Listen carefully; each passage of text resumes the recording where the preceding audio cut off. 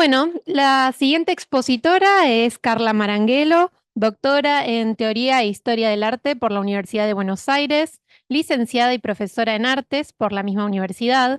Actualmente se desempeña como docente de nivel superior en la Facultad de Filosofía y Letras de la Universidad de Buenos Aires, donde dicta epistemología y metodología de la investigación en artes y en el profesorado de enseñanza artística Lola Mora. Es secretaria académica de la Maestría en Patrimonio Artístico y Cultura en Sudamérica Colonial de la Facultad de Filosofía también. Ha integrado proyectos de investigación interdisciplinarios vinculados al arte, la arquitectura y la cultura colonial del Collao y ha participado de investigaciones sobre jesuitas en el Virreinato del Perú y su vínculo con las artes y la cultura. También publicó trabajos en revistas, libros y participó en numerosos congresos de esta especialidad. El título de su exposición es Naturaleza y ornamentación, las iglesias de Chucuito tardo colonial, comentarios sobre su investigación doctoral. Hola, bueno, ¿qué tal? Gracias por la invitación también. Bueno, cuando me comentaron de esta exposición sobre ornamentación y arquitectura, pensé que sería una buena ocasión para contar un poquitito lo que fue mi investigación de doctorado, que ya concluyó hace bastante, pero que se publicó el año pasado como libro, después de un proceso también de adaptación en la Universidad Católica de San Pablo de Arequipa y que justamente la semana pasada estuve allí en Perú presentándolo. Así que bueno, voy a contar un poquitito de qué se trató eso y de paso le hago propaganda al libro también. Bueno, lo que yo estudié fue un conjunto de iglesias ubicadas en la provincia peruana de Chucuito, en el departamento de Puno, particularmente las iglesias de los pueblos de Juli, Pomata y Cepita, que son iglesias que pertenecen al programa reduccional del virrey Francisco de Toledo, que es un programa que se inicia tempranamente a fines del siglo XVI, pero con una ornamentación desarrollada más tardíamente, hacia mediados del siglo XVII y mediados del siglo XVIII. Son además iglesias que tienen varias fases de construcción. Y a partir de ahí, la idea de la selección del corpus, el interés se me presentó, tuvo que ver con la ubicación de esas iglesias a orillas suroccidentales del lago Titicaca y con la iconografía de la ornamentación arquitectónica, que era fitomorfa y zoomorfa específicamente, pero siempre teniendo en cuenta y atravesando la investigación con la importancia que tuvo la naturaleza, tanto en el contexto andino como el interés que manifestó en la naturaleza la Orden de la Compañía de Jesús, que fue tanto empírico como religioso. La selección de la provincia de Chucuito también tiene que ver con que fue una provincia que tuvo particularidades dentro del virreinato peruano e incluso dentro del programa reduccional toledano, porque una provincia que estuvo ubicada estratégicamente a la vera de los caminos reales, porque era una provincia muy rica por el ganado, por el acceso a los recursos lacustres, y además porque tuvo cierta autonomía ya desde la época eh, incaica y preincaica, debido al acatamiento pacífico que, según nos relatan las crónicas, habrían tenido los Lupaca hacia los incas, y posteriormente, durante la colonia, porque no fue encomendada, a diferencia de la gran parte de los pueblos de indios. Por otro lado, en el plano más bien religioso, destaca el hecho de que las reducciones se hayan ubicado tan cerca del lago Titicaca, que tenía tanta importancia en los mitos y en la religiosidad andina, y fundamentalmente algo que me resultó muy atractivo fue el asentamiento de la doctrina jesuítica en el pueblo de Juli, que es un lugar donde permaneció la orden desde 1576, que es el momento en el cual se expulsa a los dominicos que estaban allí previamente, hasta el momento de la expulsión de la Orden de la Compañía de Jesús en 1767, y que fue un lugar además bastante aislado y que conservó también en el plano religioso esa autonomía, alejada de los grandes centros metropolitanos, donde la orden tuvo una capacidad de desenvolverse también con cierta autonomía, valga la redundancia. Bien, no sé si se puede. Entonces, la idea de mi investigación fue hacer una lectura de ese escenario donde se desarrollaron esos programas iconográficos, donde también tuvieron distintos usos y apreciaciones esas imágenes, y que no solamente incluían a la arquitectura y sus portadas y sus programas iconográficos, sino además todo ese entorno natural, esos atrios que estaban en contacto con el lago Titicaca y con otras huacas locales, algunos apus, que rodeaban los distintos espacios y que eran lugares donde se impartía la doctrina. Entonces, a partir de allí, fue necesario para mí siempre tener en cuenta el rol de los dos agentes principales involucrados en este proceso, que fueron, por un lado, los Lupaca, habitantes de la zona suroccidental del lago, y por otro lado, como dije antes, los padres de la Compañía de Jesús. Es decir, que la ornamentación quedó siempre atravesada por estos ejes donde la naturaleza se erige como la problemática más interesante y más destacada para mí. Y para hacer esto fue necesario hacerlo desde un abordaje interdisciplinario que partió desde la teoría y la historia del arte, que es mi profesión de base, pero que incorporó aportes de la antropología, la arqueología, la etnohistoria y fundamentalmente la etnobiología, ¿sí? Por esto que señalo de la importancia de la naturaleza. Para esto lo que se hizo en el recorrido del trabajo fue plantear en primer lugar la ontología animista, es decir, las concepciones andinas en relación con la percepción del entorno ecológico-cultural y cómo eso se vinculaba con variados aspectos de la vida, desde los mitos, la economía, la sociedad y las producciones artísticas. Y esto para mí fue muy importante debido a que, por el aspecto hostil y confuso que tenía la ecología en los Andes, siempre se acudía a soluciones tecnológicas, de las cuales una de las más destacadas fue el famoso sistema en archipiélago vertical, como lo llamó John Murra, ¿sí? Esto de la interacción de pisos ecológicos, y además su complemento mítico religioso a través de variados rituales, donde la naturaleza siempre estaba presente, y esto lo que hacía era colocar a la naturaleza, darle una agencia importante a los elementos naturales, es decir, colocarlos en una jerarquía fundamental que lo vinculaba, en este caso, con el concepto de huaca, que es uno de los conceptos más importantes de la religiosidad andina y que además incluía en gran parte a los elementos naturales. Y bueno, en este caso, una de las huacas principales de la zona fue el lago Titicaca, que fue un lugar que se consideró siempre sacro, tanto desde su época preincaica como, ¿no?, durante el incanato, porque los incas le dieron una entidad muy importante, ellos desarrollaron allí, consideraron que allí se desarrollaron muchos mitos de origen, y incluso luego, en la época de la colonia, el lugar siguió considerándose sacro porque se realizaron y se comentaron itinerarios de santos por el lugar que habrían pasado y peregrinado por allí. Entonces, el lago Titicaca siempre se consideró importante desde el punto de vista religioso, ¿sí?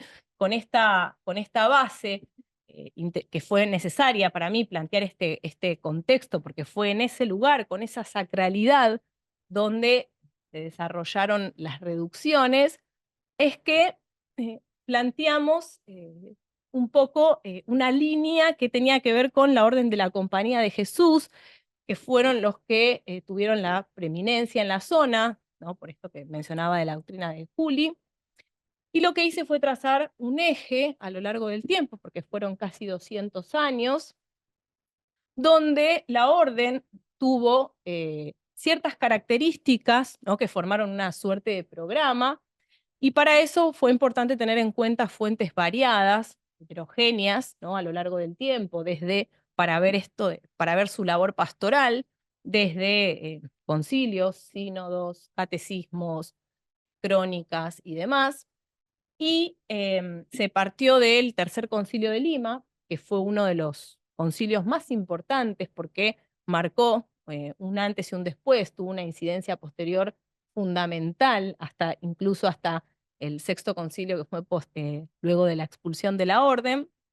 Y en ese caso, uno de los personajes más destacados, que tuvo también una gran participación en el Tercer Concilio de Lima, fue el padre José de Acosta, que participó también de la confección de los catecismos que fueron utilizados a través de los años, y además que escribió su De Procuranda Indorum Salute, que fue considerado también una suerte de tratado de evangelización, porque marcó también un camino doctrinal, porque allí planteó elementos muy importantes sobre la evangelización, desde la importancia del idioma, que era uno de los tópicos más comunes, ¿no? El conocimiento de las lenguas locales, hasta incluso la importancia de considerar elementos locales y que tengan alguna vinculación con la religiosidad, siempre que no se opongan al cristianismo, ¿sí? Con lo cual marcó una postura muy importante para la recepción y aceptación de elementos locales. Ahí, bueno, hay una frase que dice: las costumbres de los indios que no repugnan el evangelio se deben conservar,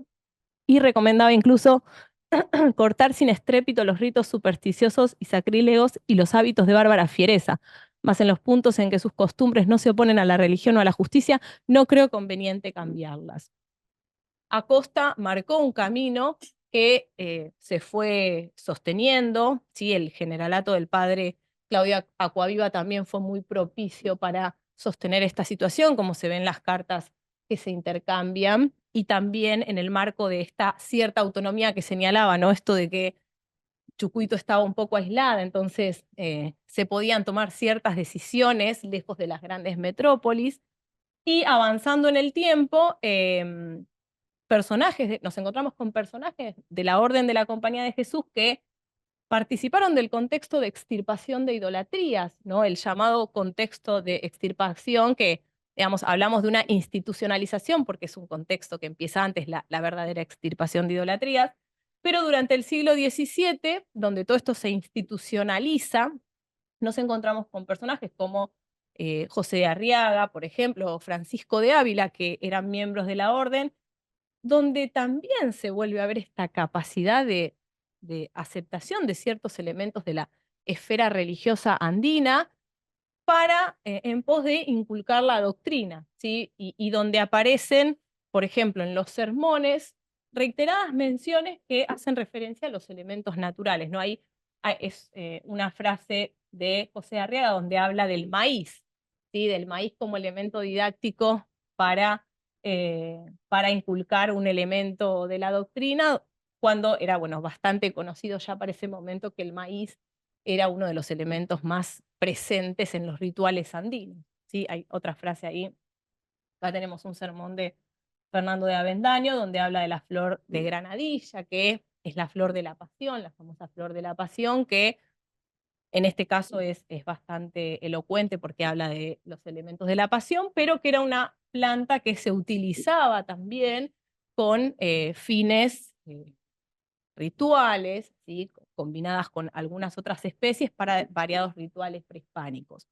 Entonces, este interés por la Orden de la Compañía de Jesús me llevó a indagar un poco más en sus concepciones doctrinales y educativas, y ahí me encontré con el probabilismo, que el probabilismo era una filosofía moral que lo que hacía era cuestionar el conocimiento universal objetivo y que postulaba la posibilidad de la subjetividad, de la duda, de acuerdo con el contexto de acción.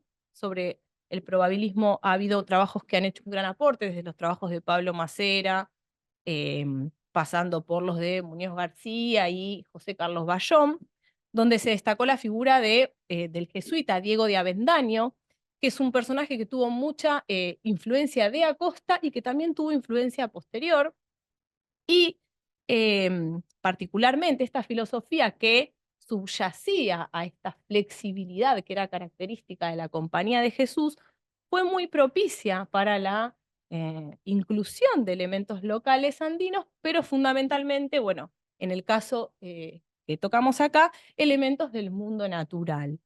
Es interesante también tener en cuenta que la Orden de la Compañía de Jesús siempre manifestó un interés en la naturaleza como forma de adoctrinamiento, ¿sí? Y más allá de la naturaleza americana, y luego incluyendo a esta naturaleza americana que se presentaba como novedosa, Ahí tenemos una frase, por ejemplo, de León Pinelo: advierto que no es nuevo en la naturaleza esmerarse en producir figuras de la pasión del Hijo de Dios o semejantes de algunos instrumentos de ella que nos sirvan de recuerdo para contemplarla.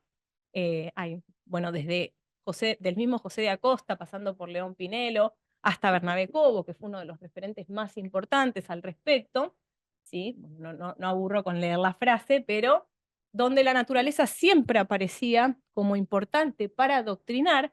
Incluso ahí esta frase de Ignacio de Loyola, que rescato del libro de Luis Millones y Jerónimo Ledesma, que también hace referencia a la naturaleza y la orden de la Compañía de Jesús, donde Ignacio mismo recomendaba a indagar sobre el mundo natural, ¿no? En este caso era a un misionero oriental, pero donde hacía referencia a la importancia de incluir esta naturaleza. Entonces, toda esta base para mí fue muy importante para abordar ese programa iconográfico que, como decía al principio, estaba atravesado por todas estas circunstancias, por este entorno, por esta ubicación, y donde la naturaleza siempre era el elemento más importante. A partir de ahí también se tuvo en cuenta los trabajos previos que se hicieron al respecto, porque este tema, lo que se conoció como la arquitectura del altiplano peruano y su ornamentación, es un tema que tiene larga data, tiene una tradición historiográfica muy grande. Yo en mi investigación hago como una división en 3 etapas historiográficas, destacando fundamentalmente la última, donde empiezan a aparecer estos trabajos que también tienen un sesgo interpretativo e interdisciplinario. ¿Sí? Por ejemplo, bueno, los de Ramón Gutiérrez, que no llegó todavía, Ramón Gutiérrez, que fue uno de los que mayores aportes hizo al tema, Alexander Bailey, bueno, también Ricardo González con los UBASIT, porque esta investigación se fue desarrollando también en el marco de UBASIT dirigidos por Ricardo, donde pudimos conocer la zona, hacer trabajos de campo, y donde paralelamente también íbamos produciendo sobre el tema. Entonces, todas esas cuestiones para mí fueron muy importantes. Una de las cuestiones más relevantes que se trabajaron allí, sobre todo en el libro de Alexander Bailey, tiene que ver con rastrear uno de los orígenes, porque, bueno, lo que siempre se hizo en la historiografía fue buscar de dónde venían, ¿no?, los motivos, y una de las iglesias más evocadas fue la iglesia de la Compañía de Jesús de Arequipa, que creo que Ricardo la mencionó antes, y a través de la Ruta de la Mita, que eso fue uno de los aportes y una de las cuestiones en las que se centraron estos autores. También Ramón Gutiérrez trabajó muchísimo sobre la importancia que tuvo la participación local, sobre todo indígena, en la construcción de las iglesias, y también la participación en los programas iconográficos ya hacia fines del siglo XVII y principios del siglo XVIII. Entonces, toda esta base fue fundamental para hacer una lectura un poquitito más sobre el tema de la naturaleza, que era lo que a mí me convocaba más, y en ese sentido fue importante para mí hacer un abordaje, como dije antes, interdisciplinario, en especial desde la etnobiología, es decir, acudiendo a la etnobotánica y a la etnozoología, para, junto con todas estas cuestiones, ver, bueno, qué pasaba con esa identificación, ¿no?, específica, más científica, de estos elementos naturales que aparecían en las portadas. En esos casos, bueno, pude contar con la asistencia de especialistas en etnobotánica, etnozoología, tanto acá en Argentina como en Perú, sí, en especial del Instituto Nacional de Antropología y Pensamiento Latinoamericano y del Museo de Historia Natural de Lima, de variados departamentos: mastozoología,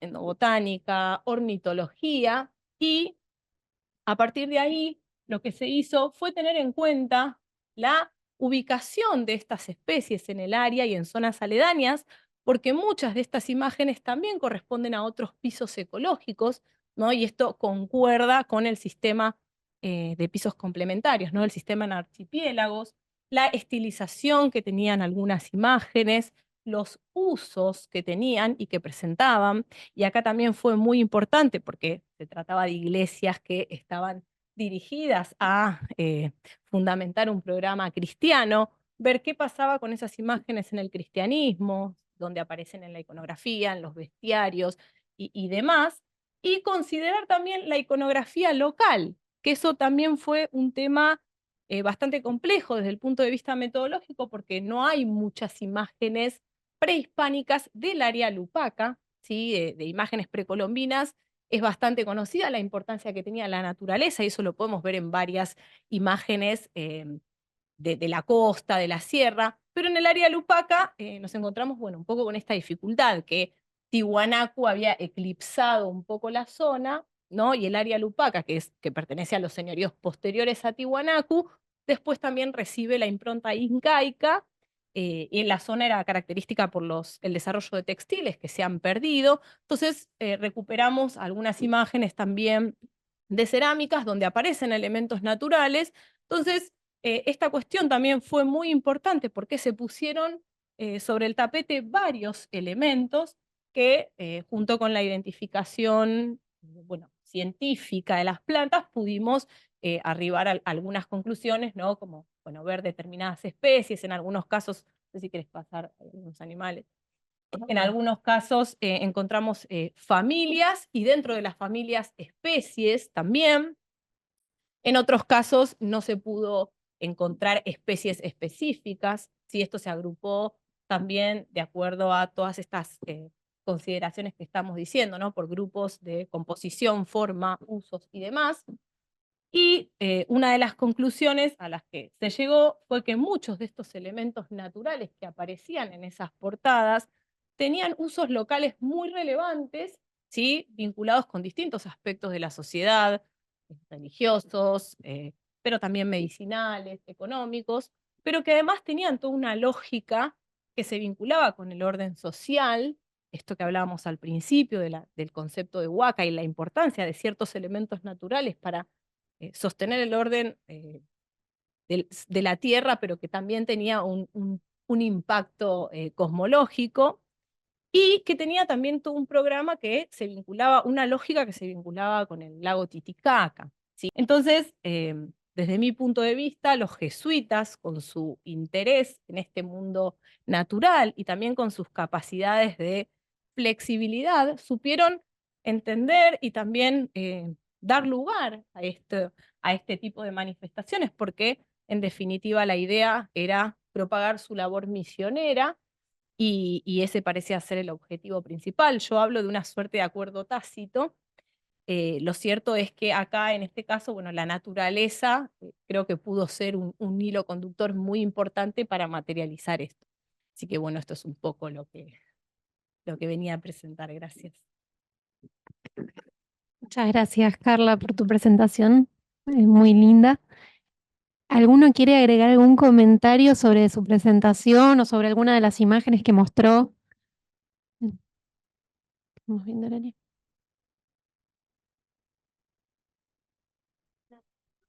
Me parece fantástico, me encanta la temática que abordaste y te quería preguntar si estos programas los analizaste, que aparecen fundamentalmente en las fachadas de las iglesias o adentro también, en capiteles, porque desconozco esa área en particular. Al principio yo seleccioné más bien fachadas, en algunos casos son fachadas internas como en este, más bien con el recorte de acceso a determinados espacios relevantes desde el punto de vista sacro. Sí hay, por ejemplo, en Santa Cruz de Juli, esta es una iglesia que además tiene, digamos, es un patrimonio que está bastante complejo porque está derrumbado el techo, entonces está la intemperie básicamente. Ahora están trabajando un poco en restaurarla, pero está bastante desprotegido, y sí tiene algunos elementos, algunas ventanas que, bueno, y esto pasa en todas las iglesias, que es algo que en principio yo había tomado, pero después, bueno, con el recorte que hice, solo me quedé con las fachadas, pero sí hay ciertos elementos aislados que aparecen en algunos, por ejemplo, en columnas internas, pero toda la profusión más destacada sí se concentra sobre todo en espacios que tenían alguna significación importante desde el punto de vista, ¿no?, de ingresos a, o como por ejemplo la portada de un bautisterio, ¿no?, o el ingreso al templo. No, sí, te iba a hacer un comentario que me surgió después. Digamos, la verdad es que es muy interesante y muy atractivo, como dijo Virginia al principio de la presentación, y digo, justamente tomando esta imagen, da pie a ese planteo de decir que cuando uno saca lo americano de ahí, no queda nada. Esa es la realidad, o sea, porque uno puede interpretar eso como un arco de medio punto con dovelas y dos columnas y dos pares de columnas salomónicas a los costados, digamos. Pero lo que pasa es que cuando le sacás lo que tiene que ver con con lo local, Claro. se desdibuja totalmente. O sea, se nota que justamente el sustrato de lo que viene de lo europeo hace una base mínima. Digamos, todo el resto o sea, todo lo que lo define como es, está basado en un elemento local. Claro, aparte, por ejemplo, ¿no? Ahí el caso de los monos, ¿no? Que aparecen, no sé si se ven ahí, pero que antes los mostré, es interesante porque los monos también, un poco retomando lo que hablaban antes del dragón, ¿no? Los monos en la iconografía cristiana tenían una connotación negativa, muy negativa, y acá en este contexto aparecen rodeados de frutas, incluso aparecen portando cacaos, ¿no? Que era muy lo que describían mucho los cronistas de la zona. Entonces, y además, la figura del mono, si bien no aparece en el área lupaca, sí hay antecedentes iconográficos. Bueno, los más conocidos son los de la costa, ¿no? En las líneas de Nazca, en la cerámica Nazca, en los textiles Nazca, que es una zona que está bastante alejada, pero que también aparece esta correspondencia con otros pisos ecológicos, porque los monos no eran de esa zona. Sí, entonces, bueno, eso también es interesante, ¿no? Este lugar ambiguo, por qué un mono en ese contexto, ¿no? No como aparecen en Santiago de Compostela encadenados, ¿no? Sino acá tomando sus cacaos en el medio de la flora, la floresta. Exacto. Sí. ¿Los encontraste mencionados en algún sermón? A ¿No? los monos, mira, pasa algo curioso. No, no como elemento doctrinal o como pasaba con otras plantas donde sí se hace referencia o se usa analogía. Sí me pasó que encontré, y esto es muy interesante, una mención de Francisco de Ávila, ¿no? Uno de los extirpadores más importantes, donde habla de haber quemado monos de una ventana de una iglesia por ser, él dice, estos micos representaban algún dios sustentante de edificios prehispánicos. Entonces ordené que fueran quemados. Un siglo después aparecen en estas portadas.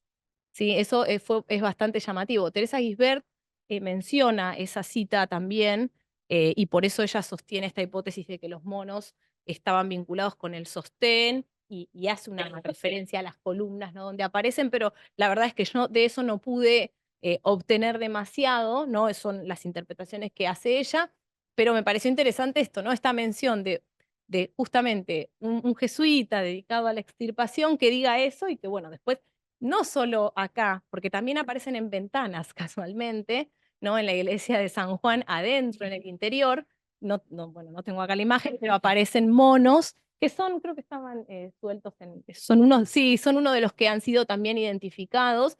Entonces, bueno, eso también da lugar un poco a pensar, ¿no? En esa ambigüedad, o quizás en esto que del acuerdo tácito, ¿no? Hasta qué punto, retomando aquella frase de Acosta, ¿no? Si no se oponía explícitamente y era propicio para inculcar la doctrina, podía ser admitido, ¿no?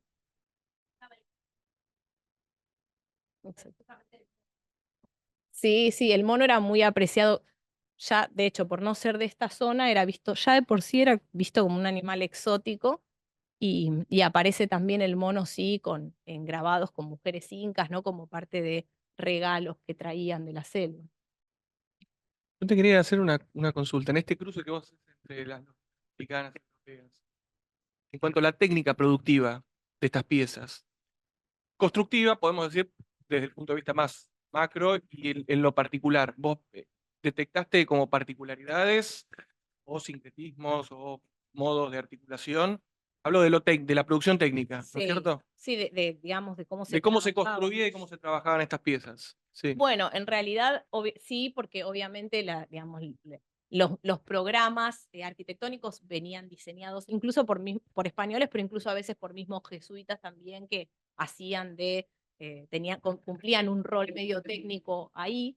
Pero lo cierto es que, bueno, por el tema de la piedra y el trabajo en la piedra, también se asoció eso como parte de la técnica prehispánica, es decir, lo que se llamó la planimetría, ¿no? Y cómo se hacían por partes y se iban colocando. se analogó un poco a esta tradición prehispánica. Sin embargo, ahí en la zona no tenemos tradición arquitectónica previa, con lo cual sí se sabe que había talleres que trabajaban, e incluso una de las hipótesis de Gutiérrez, cuando habla de que de la gran participación local, es que había talleres que se especializaban y que se iban pasando de generación en generación con técnicas, ¿no? Donde el uso del bisel sobre estas piedras, ¿no? Que eran de berenguela, ala y mosca, eran piedras que quizás no eran tan blandas, entonces eso, la técnica, más obviamente la mano de obra, determinaba cierta planimetría que le daba también un poco ese carácter local desde lo técnico, ¿sí? Pero había una dirección en principio, sobre todo en las primeras, que venía más de la mano de los talleres occidentales, pero después se empezó a hacer cada vez más especializada en la zona, ¿sí? Entonces había gente que era especializada, que ya era indígena directamente, porque en los pueblos de indios, ni siquiera mestizos, ¿no? O sea, indígenas y trabajaban después bajo sus propias lógicas, ¿no? Me surgió la duda cuando veía la segunda columna que tiene una rotura abajo, ¿no? Y bien, la segunda columna de la izquierda a la derecha, digamos. En la base parece que tiene como Sí. le falta una Sí, eso pieza, sí. digo, y yo pensé cómo estaba compuesto, cómo estaba construido, si era Claro. un revestimiento, ¿no? Ahí me surgió Sí. la duda. Claro, eso, bueno, claro, está destruido, destrozado, ¿no? Porque es parte del interior que les comentaba que está así a la intemperie. Pero sí, el trabajo se hacía en talleres, siguiendo un poco, ya te digo, las lógicas. Yo no soy especialista en arquitectura, pero siguiendo un poco las lógicas en principio de las directivas tradicionales, occidentales, y después se generaron talleres donde ya se trabajaba de manera independiente, pero también siguiendo un poco esas lógicas que se venían aprendiendo de generación en generación. Y también está esta cuestión de que estaban alejadas de los grandes centros donde por ahí se pueden apreciar otro tipo de características, ¿no? En la construcción. En cuanto al tema de lo constructivo, el propio sistema en sí que traían los españoles, ya digamos, hablemos al margen, el propio sistema ya era híbrido, porque vos pensás que tenía o sea, incorporaba cuestiones del modelo basilical y digamos, de la arquitectura italiana con las armaduras de Parinudillo Mudéjares. Ah, O sea que claro, ya de mucho. por sí era híbrido Sí, lo sí. que traían los españoles, tampoco era Claro. 100% europeo. Eso sí, en las iglesias más tempranas, estas ya tenían las bóvedas, pero el sistema de par y nudillo en las primeras, que eran las de las primeras etapas, claro, esta sí, esta, bueno, tiene toda la bóveda destrozada ahí por el... Sí. Bueno, el mismo Bettini nos diría que también la arquitectura europea es híbrida. Claro, bueno, mismo el barroco, o sea, acá una de las discusiones que aparece con estos temas también, que yo eso también lo abordé cuando trabajé como un poco la línea historiográfica, tiene que ver con el tema del el estilo y las nominaciones, porque estas iglesias pasaron por muchas nominaciones, muchas etiquetas, ¿no? Barroco híbrido, andino, barroco mestizo, entonces, ¿hasta qué punto el barroco ya no es heterogéneo desde sus orígenes, ¿no? Como dice Mujica Pinilla. Entonces, eso también fue una discusión aparte, que bueno, yo particularmente prefiero no etiquetarlo bajo un término, ¿no? Porque pensar más bien, por eso decían, los actores intervinientes en el desarrollo, ¿no? Los Lupaca y los jesuitas en ese momento, en una arquitectura que no es ni prehispánica, ni netamente barroco europea, sino que es colonial, ¿no?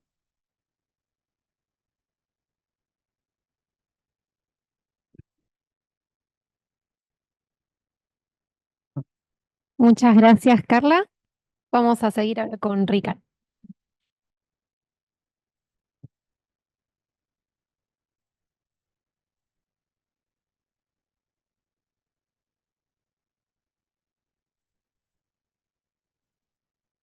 Bueno, Ricardo obviamente es el director del Instituto de Teoría e Historia del Arte, Julio Pairó, doctor en Historia y Teoría del Arte por la Facultad de Filosofía y Letras de la Universidad de Buenos Aires, licenciado en Artes por la Universidad de Estocolmo, fue profesor titular regular de la Cátedra de Arte Americano I Colonial en la Facultad de Filosofía y Letras de la UBA hasta el año 2022.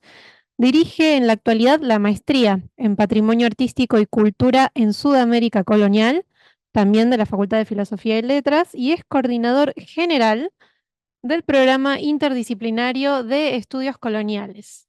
Ha dirigido numerosos proyectos de investigación, publicado varios libros y colaboraciones en publicaciones periódicas. También participó en simposios y congresos sobre temas de arte argentino, particularmente del periodo colonial. La exposición de Ricardo va a ser el espacio común de la naturaleza en la ornamentación hispano-indígena peruana. Bueno, gracias por la presentación. Mi trabajo, como ven por el título, forma parte de una unidad temática con el de Carla. Esto tiene que ver por un poco la historia de las cosas. Nosotros empezamos a trabajar en 2008 sobre la zona, con un proyecto Subacit sobre la zona de Chucuito, que es la actual provincia de Puno, y particularmente sobre este conjunto de iglesias surperuanas que constituyen uno de los episodios artísticos más interesantes del mundo colonial, por diversas razones. En primer lugar, por su riqueza formal. Esto es otra vez México, es otra cosa. Pero también por la inclusión de elementos iconográficos propios del entorno, que son realmente novedosos cuando aparecen, pese a que, como estamos viendo acá, se habían utilizado en América en otros, tempranamente en otras partes. Este es el convento de Agostino de Acolman, al norte de la Ciudad de México, y donde todo el arco de ingreso a la iglesia está decorado con frutas y ajíes y elementos locales. Es decir que esto, por empezar, digamos, pertenece a una perspectiva más amplia. Nuestra intención era intentar dar una explicación a la aparición de todo este repertorio tan original, tanto formalmente como iconográficamente, ya que las explicaciones que se habían dado eran más o menos insatisfactorias, es decir, que los elementos se habían trasladado desde las tierras bajas, en fin, eran unas cuantas explicaciones un tanto mecanicistas y que no coincidían bien ni siquiera con la cronología del desarrollo del estilo, ¿no? Entonces, la intención de estas investigaciones era explicar de una manera un poco más orgánica o cultural la razón de ser de estos programas. Esta es una imagen que mostró ya Carla, que es el bautisterio, antes de que le saquen las plantas que lo rodean. Entonces, esto tiene una historia que empezó en la compañía de Arequipa. Lo que quería mostrar acá es hasta qué punto los elementos naturales conforman realmente un revestimiento que en cierto modo traviste la arquitectura, ¿no? Un poco lo que decía Fernando, ¿no? Cambia por completo el carácter, tanto desde el punto de vista formal como desde el punto de vista semántico. Este es el origen del estilo. Tiene unos antecedentes unas décadas antes en la portada lateral y también en la iglesia de Santo Domingo, pero es en la compañía de Arequipa donde se presenta totalmente desarrollado. Esto es de 1698, con una gran variedad de elementos que incluyen elementos españoles con elementos de la naturaleza, seres monstruosos, es decir, es un poco un repertorio variopinto, pero donde los elementos naturales, como ven en todos estas flores que cubren el ático, tienen un papel fundamental. Pasa la próxima. Bueno, acá tienen distintos ejemplos de uso del mismo repertorio. Esto es el interior de Santa Cruz de Juli.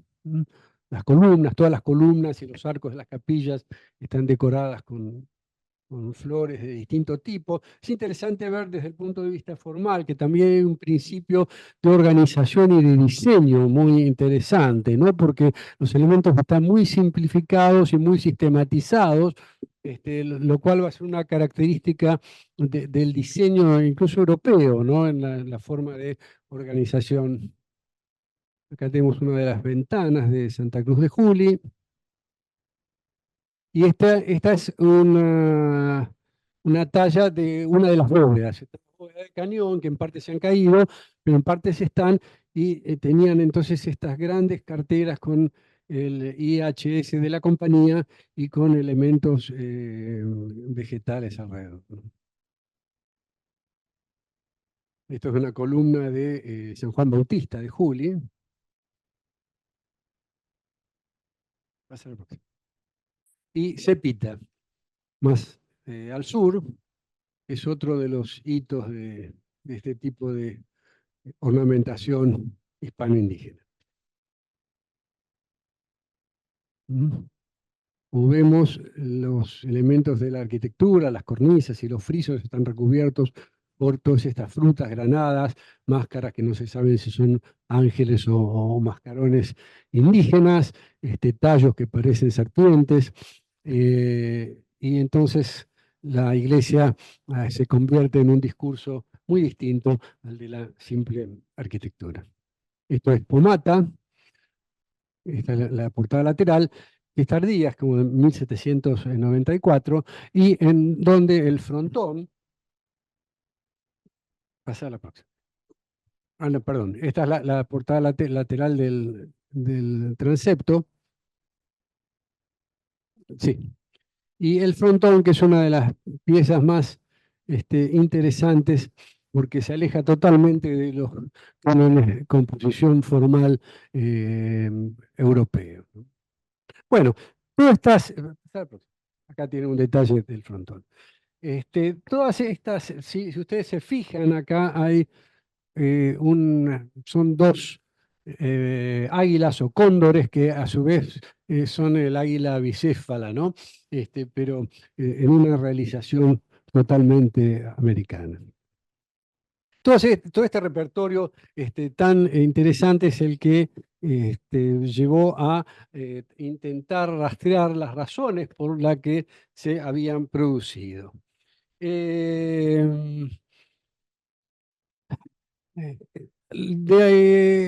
Como dijo Carla recién, el papel de los jesuitas en todo esto parece fundamental. Primero porque aparece como discurso formado en la iglesia de la Compañía de Arequipa. Esto llevó a pensar que era obra indígena, y sin duda es obra indígena desde el punto de vista de la factura. Esto está demostrado en los documentos. Gauvin Bailey mostró, eran indios de Colca que venían a tallar acá, ¿no? Sin embargo, pensar que el programa iconográfico quedó a cargo de los indios de Colca es imposible a mi ver. La iglesia de la Compañía es una iglesia que está en Arequipa, que es llamada la Ciudad Blanca, no solo por la piedra volcánica, sino también por la composición española, y los jesuitas cuidaban cada detalle de sus productos, de manera que difícilmente hayan dejado al azar. Es decir, mi hipótesis es que esto es un programa jesuítico ejecutado por indígenas, siguiendo características formales e incorporando elementos iconográficos propios de la región. Lo que se trata es de, y este es un poco el punto central de mi presentación, de crear espacios comunes que permitiesen naturalizar la evangelización e introducir el cristianismo de una manera no conflictiva y en cierta manera haciendo sentir propio. Los elementos naturales tenían un papel fundamental dentro del mundo indígena, tanto en el sentido religioso, como los cerros, los ojos de agua, que eran considerados huacas o incluso puntos de origen de las distintas etnias, pero también en cuanto a las plantas, las flores, que en muchos casos se utilizaban para rituales o para usos medicinales, o tenían valor simbólico, como la cantupa. Es decir, el mundo natural era un mundo que no solo estaba deificado, sino que era profundamente significativo para las poblaciones andinas. La visión cristiana, y esta es una cuestión interesante, también había apoyado en la naturaleza un sentido religioso muy importante. Desde el comienzo, tengo acá unas citas que les voy a leer. Pablo, en los Romanos 1:20, dice: las cosas invisibles de Dios, su eterna potencia y divinidad, se echan de ver desde la creación del mundo, siendo entendidas por las cosas que son hechas. Esto plantea una cuestión que es el paso de lo material a lo inmaterial como forma de conocimiento divino, y que va a ser sumamente importante en toda la visión cristiana de la naturaleza a lo largo de la Edad Media.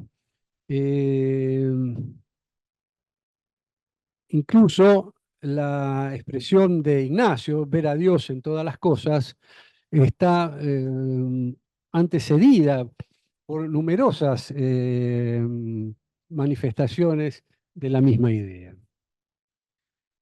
Una de ellas es la de Hildegard von Bingen, que fue una abadesa alemana del siglo XII, que escribió una cantidad de libros, muchos de esos con teorías delirantes. Una persona realmente muy genial. Tiene incluso 70 piezas musicales que existen, están reconocidas, se las puede escuchar en internet. En uno de sus libros, en donde trabaja la relación del hombre con el cosmos, ella dice que como el hombre contempla con los ojos del cuerpo todo el entorno de las criaturas, así por la fe puede ver a Dios en todas partes. Ver a Dios en todas partes, es prácticamente la frase de Ignacio. Y lo conoce en toda criatura, porque sabe que Dios es el creador. Hay acá detrás de esto una especie de teoría de los signos que había sido planteada por San Agustín en su conocido escrito capítulo 2 o libro 2 de Doctrina Cristiana, donde él habla de los signos, ¿no? Entonces dice que los signos son como cosas que denotan algo que está en ausencia, ¿no? Es como cuando uno ve la huella de un animal, entonces sabe que por ahí pasó el animal aunque no lo esté viendo, ¿no? Un poco esta teoría de los signos de Agustín es la que va a enfocar estas perspectivas sobre la naturaleza, considerando los elementos de la naturaleza como signos que Dios da a los hombres para poder conocer su propia sabiduría. Más o menos en esta línea, San Buenaventura, siglo después que Hildegard, va a decir, creo que esa es la compañía de Jesús. Bueno.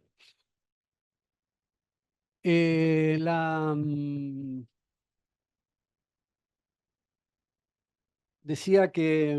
¿Va a pasar a próxima?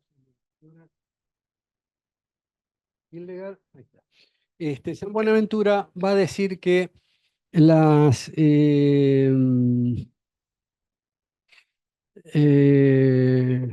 me perdí acá. Como el hombre contempla con los ojos del cuerpo, no, esto es Hildegard, más abajo, bueno, leo directamente. Las perfecciones invisibles de Dios de la creación del mundo se han hecho intelectualmente visibles para las criaturas de este mundo, tanto que son inexcusables los que no quieren considerar ni conocer ni decir Dios en todas ellas, siendo así que no quieren trasladarse de las tinieblas a la admirable luz divina. Así que hay acá un principio que podríamos llamar anagógico, que es la posibilidad de traslación del alma a través de la contemplación de la naturaleza.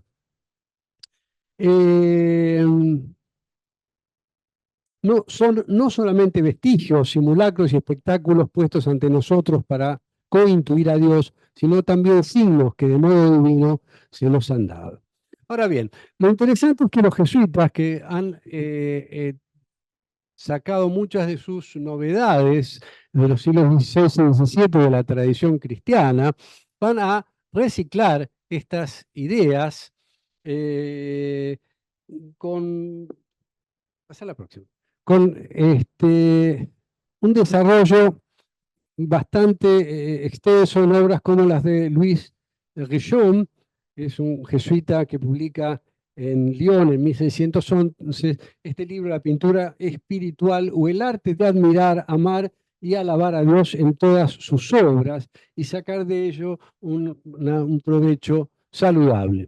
Es decir, que ya el mismo título de la obra está preanunciando la idea de que es la admiración de las obras de Dios la que va a permitir entonces sacar un provecho espiritual de esta acción, ¿no? Incluso cita a San Ignacio, que consideraba a los árboles, las hierbas, los pájaros y las bestias del aire y de la tierra y del agua muy especialmente. También, la próxima. El jesuita Joseph Hilaire publicó un libro en 1636 que se llama El espejo sin mancha y cuyo subtítulo también va en la misma dirección, ¿no? Las maravillas de la naturaleza en un espejo comunicados al efecto de la gracia, para ver a Dios en todas las cosas y todas las cosas en Dios y avanzar en los grados de virtud hasta la perfección. Bueno, como se ve, los jesuitas, retomando la tradición cristiana, van a hacer de la naturaleza entonces un elemento fundamental del conocimiento divino. Y esto se va a mezclar en ellos o se va a cruzar con otra cuestión, que es la de la consideración de las culturas locales como un elemento necesario a tener en cuenta para la evangelización. Esto a tal punto era así y ocurrió en todos lados. Había un grabado ahí anteriormente de Matteo Ricci vestido de chino, y lo mismo se puede decir de Nieki Sono en Japón, o de Alessandro Galignano, o de Roberto Di Nobili, que era un jesuita italiano que fue a la India mogol y que predicaba con vestido de hindú en lengua del país, había adoptado la dieta hindú, a tal punto que lo denunciaron a la Inquisición por hereje, y se salvó de ir al fuego porque su familia era de la nobleza italiana y amiga del pontífice que le salvó la vida. Pero el asunto es que los jesuitas, si quieren marcarlo en esta perspectiva internacional, para que se vea que hay una política de la orden y no una ocurrencia de los que estaban en Perú, que asimilarse a las culturas locales para viabilizar el camino del cristianismo. ¿Sí? Ellos incluso llamaron a esto con un término que es el de acomodatio. Nosotros acá en este mismo lugar hicimos, no acá no, en el Ravignani lo hicimos, el año pasado un simposio de este tipo con gente de la Universidad de San Pablo, que se llama así la acomodatio, ¿no? El acomodatio quiere decir un término latino que quiere decir acomodamiento o adaptación. Y entonces esto era una política de su tarea pastoral, adaptarse a las condiciones y a las culturas locales. Hay que pensar que ellos estaban hablando de la evangelización en un término global, internacional, porque habían ido con las coronas de Portugal y de España a prácticamente todo el mundo conocido, y que se habían encontrado con culturas sin modos de comunicación y de imaginería muy distintos. Y entonces esto forma parte, indudablemente, de esa política de acercamiento a las culturas locales. Hay un último concepto que yo querría traer acá, que es el de conciabilidad. Concial, Concialibilidad. Conciliabilidad. Ahí está. Es más difícil que antropomorfización. Conciliabilidad. Este, y que creo que fue, y esto también entonces hay que tomarlo en una perspectiva más amplia, una política de los conquistadores hacia América, ¿no? ¿Qué es la conciliabilidad? Es la búsqueda de espacios donde se pueda conciliar. Es decir, la búsqueda de espacios en donde las tradiciones, las costumbres, los usos americanos puedan ser redirigidos, digamos así, hacia los propios intereses. Y es algo que se vio no solo en el terreno del arte, y lo acabamos de ver no solo en Perú, sino también en México del siglo XVI, sino también en terrenos de orden social o laboral, como fue, por ejemplo, el papel de los caciques como elementos articuladores entre el poder central y las comunidades, o como fue el uso de la mita y el yanaconazgo como formas laborales, que eran comunes y aceptadas en los Andes y fueron redireccionadas en favor de los españoles. Es decir, de lo que se trataba era de utilizar lo conocido para imponer lo nuevo. Algo que es reconocido por ellos mismos. Tengo acá dos citas, una de José de Acosta, donde dice que pese a los resabios de infidelidad, las costumbres poco a poco se van cambiando en mejores. Es decir, había que aceptar las fierezas, como dicen, ¿no? Para introducir la verdadera fe. Y Arriaga, que es otro jesuita que estuvo trabajando en la extirpación de idolatrías y que por lo tanto conocía muy bien el tema, porque él cuenta en su libro, iba pueblo por pueblo con los hechiceros, como le dice, a las huacas, a desenterrarlas, y qué sé yo. Dice también que si bien habían quedado restos de idolatría, quien hubiese leído las historias eclesiásticas del principio y el discurso de la Iglesia y entendiere lo que ha pasado en nuestra España, se trataba, o entendiese lo que había pasado en nuestra España. Es decir, lo que está diciendo es que lo que estaban haciendo acá es lo mismo que habían hecho los apóstoles para cristianizar a los paganos, o lo que había pasado en España con las poblaciones no cristianas y los musulmanes. Entonces, en definitiva, se trataba de un recurso histórico que los jesuitas actualizaron. Nada más.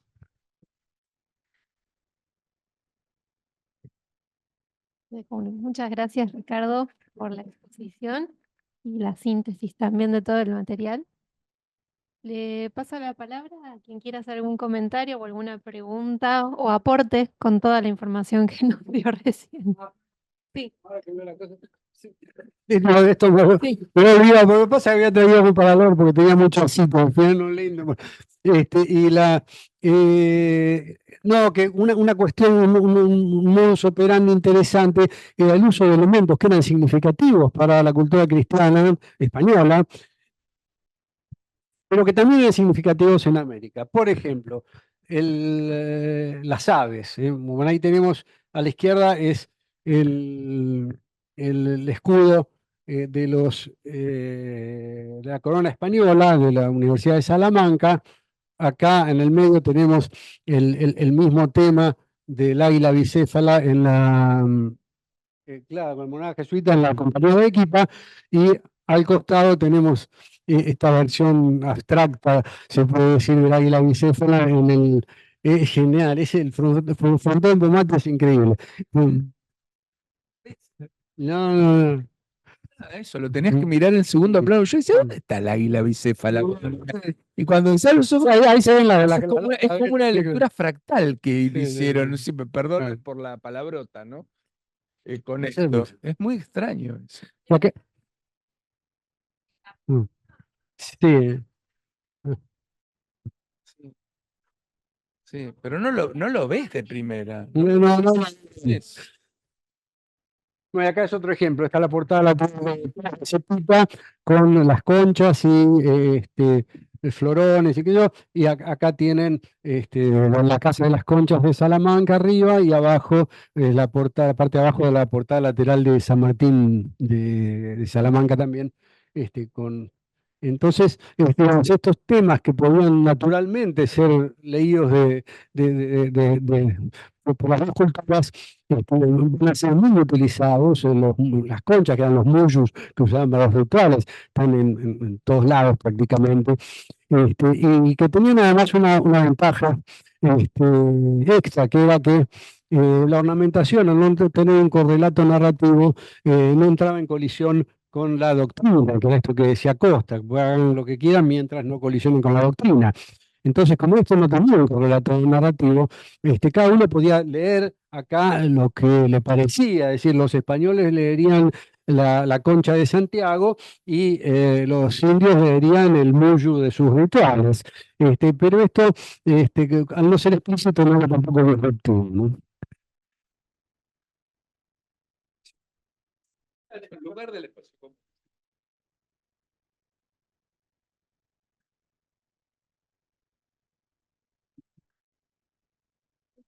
Ah, bueno, si no hay ningún comentario más, continuamos con Horacio.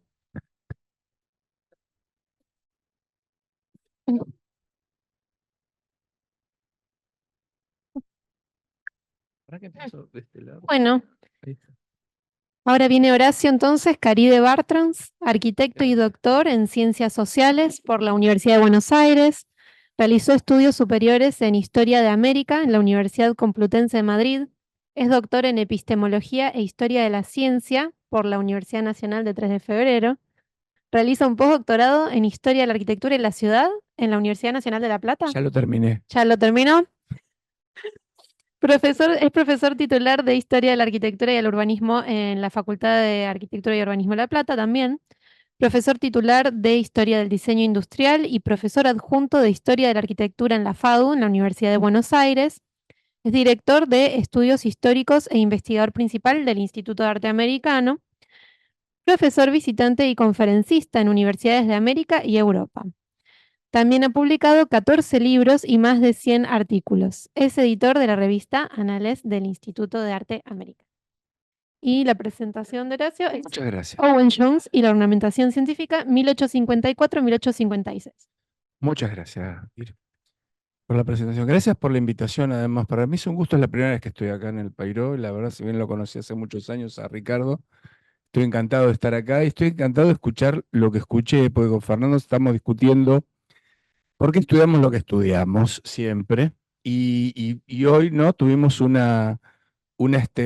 oleaje, ¿no? de edificios y de datos y de información que no están en los programas de estudio y que la verdad que deberían estar con estas arquitecturas híbridas, mestizas, que a mí me encanta la palabra mestizo, es la palabra que más me gusta, porque aparecen las cosas más bellas, me parece, de estos mestizajes. Esta idea fue la que a mí me llevó a volver a Europa para justamente averiguar por qué estudiamos lo que estudiamos, por qué los programas en Historia de la Arquitectura, que es a lo que me dedico, tienen esas características. Y por eso aparece un autor británico en esta presentación, en un momento bastante particular. Mi objetivo, esto también es un desprendimiento de esta última tesis doctoral, y mi objetivo era ¿qué pasó con la historia de la arquitectura? ¿Dónde nació? No es una fuerza de la naturaleza, es una construcción intelectual y como tal alguien la construyó y efectivamente hay una serie, no voy a entrar en esos detalles porque hay una tesis doctoral para eso atrás, pero a mediados del siglo XIX una serie de intelectuales se dan cuenta que la arquitectura del pasado pasa a ser susceptible de ser interpretada como una historia disciplinar. Y esto hay un cambio rotundo, sobre todo en Gran Bretaña y en Alemania. Owen Jones pertenece a esa generación. En realidad no es un guión, en realidad entre 1854 era I 1856 porque no era un periodo. El fallido hizo que lo ponga como un periodo, pero son dos episodios en realidad, no es una periodización. Pero bueno, tuve el honor de que eligieron la imagen que yo puse de Owen Jones para publicitar al simposio, ¿no? Owen Jones rápidamente era un arquitecto de origen galés que nace en 1809 y muere en 1874 y estudia en la Royal School, que después es la Royal Academy. La arquitectura se estudiaba en sedes aleatorias y por supuesto no había historia de la arquitectura. La imagen de Owen Jones tiene alguna obra arquitectónica muy ornamentada, debo decir, muy profusamente ornamentada, pero pasa la historia no por es su obra arquitectónica, sino por el trabajo de sus libros. Yo quiero comentar básicamente que el libro que me ocupa, que se llama The Grammar of Ornament, lo digo en inglés porque es un libro que nunca se tradujo al castellano, La gramática de la ornamentación, tiene un correlato literalmente espacial en una exposición que la corona británica le encarga a Jones con otro arquitecto, Matthew Digby Wyatt, para literalmente hacer un paseo sobre la arquitectura del pasado. Y esta exposición no se hace en cualquier lugar, se hace nada más ni nada menos que en el Crystal Palace, el lugar donde que albergó a la exposición, a la gran exhibición, la gran exposición de Gran Bretaña de 1851. La historia de este edificio parece que termina en realidad con la exposición del Crystal Palace, pero en realidad tuvo una vida mucho más larga, hasta 1936, en donde se quema en un episodio medio turbio, no se sabe bien si se quemó o lo quemaron, cuando se traslada este edificio al parque de Sydenham, en las afueras al sur de Londres, y se monta un nuevo dispositivo pedagógico y la corona le encarga a Jones que arme, había una parte dedicada a la historia natural, y este es el montaje nuevo que se hace en este parque de Sydenham, mucho más grande que el de Hyde Park que había tenido en 1851. 3 años después, en 1854, se abre el Crystal Palace y en el ala norte Jones arma una serie de patios, de courts, ¿no? Una serie de patios donde literalmente arma la historia de la arquitectura conocida en ese momento. Hay un patio egipcio, griego, romano, bizantino, islámico, un patio medieval, un patio renacentista y un patio italiano. ¿De dónde sale esta elección? De una secuencia cronológica. Lo que dice Jones, que hay un correlato que se puede tejer y por primera vez en la historia de la arquitectura aparece, al mismo tiempo en otros lugares está apareciendo esto, aparece un relato inteligible de la historia de la arquitectura a través de sus, digamos, manifestaciones más representativas, que era la ornamentación. Porque si le sacamos la ornamentación que definía a cada uno de estos momentos, episodios del pasado de la arquitectura, yo me cuido a veces, digo, por una deformación profesional, hablo de historia de la arquitectura, pero en realidad en este momento recién se empieza a hablar de historia de la arquitectura. Recién, en realidad para hablar en términos más correctos temporalmente hablando, deberíamos hablar de la mirada a las arquitecturas del pasado. Y no es sutil la diferencia, hay bastante diferencia hasta el momento del paso en que la historia de la arquitectura se constituye como disciplina autónoma. ¿Autónoma con respecto a qué? Autónoma a la historia y autónoma a la arquitectura misma. Y esto es una cosa que hay que marcar. La historia de la arquitectura no nace como un insumo del proyecto, sino como nace como una disciplina totalmente autónoma al proyecto para interpretar el pasado de la humanidad. Esto lo van a decir durante toda la segunda mitad del siglo XIX una serie de autores que en realidad la historia de la arquitectura es importante para nuestro pasado, no para la arquitectura misma. Y por lo tanto debería incluso enseñarse como una disciplina separada. Lo puse aparte porque aparece de costado de la Mesopotamia asiática, el palacio de Nínive, porque era un momento que estaban todos los ingleses tratando de sacar y expoliar, y se llevaron, la mitad de Nínive se la llevaron a Londres, al British Museum, y aparece como parte del relato incómodo. ¿Por qué aparece como incómodo? Porque si ustedes ven y se ve perfectamente el recorrido que recién vemos, lo vemos cronológicamente ordenado. De Egipto, ¿por qué? La pregunta que yo me hacía, ¿por qué todo aparece primero en Egipto? ¿Por qué todo el mundo sienta las bases en Egipto? Jones da la respuesta, muy simple. Dice, porque es un arte original que no recibió influencia de ningún lado. Entonces, como yo no puedo reconocer de dónde vino el arte egipcio, lo pongo primero. Es muy simple, esto lo dijeron todos en el discurso de Jones, no maten al mensajero. Pero ese es el discurso de Jones. Pero sin embargo, cronológicamente, la Mesopotamia asiática, bíblicamente, es incluso anterior en algunos aspectos a Egipto. Cuando uno ve, y yo no lo traje para no hacerlo muy largo, cuando uno ve el plan original, que no es este de la exposición, yo tuve la oportunidad de encontrarlo, el plan original, la Mesopotamia asiática, que después por un tamaño terminó acá, estaba acá, en el primer lugar. Es decir, que el proyecto original quería respetar la cronología. En el momento que Jones está haciendo esto y que duró décadas, está redactando la gramática del ornamento. Y este es el vínculo. La historia de la arquitectura se está construyendo, después aparecerán un libro de Ferguson, prácticamente todos al mismo año. Son de 1854 y de 1855. Son con meses de diferencia se editan estos libros. Son 3 más. James Ferguson, que es el que hace el Palacio de Nínive, no casualmente, y 2 alemanes, Wilhelm Lübke y Franz Kugler, están editando libros que se llaman Historia de la Arquitectura, de distintos aspectos. Y le ponen ese nombre como un nombre disruptivo, le ponen Historia de la Arquitectura a secas a los libros, porque no había ningún libro que se llamara así, salvo el viejo libro de Fischer von Erlach, que es harina de otro costal. Esta es la portada de The Grammar of Ornament, y Owen Jones explica por qué le pone la gramática de la ornamentación. Y esto tiene que ver, estuvimos hablando a lo largo de todo este simposio de vocabulario, de la ornamentación como lenguaje. Y Jones dice, así como la gramática es la disciplina del lenguaje que regla las normas, el orden de las palabras y las reglas que lo regulan, dice, yo voy a proponer algo semejante para la ornamentación.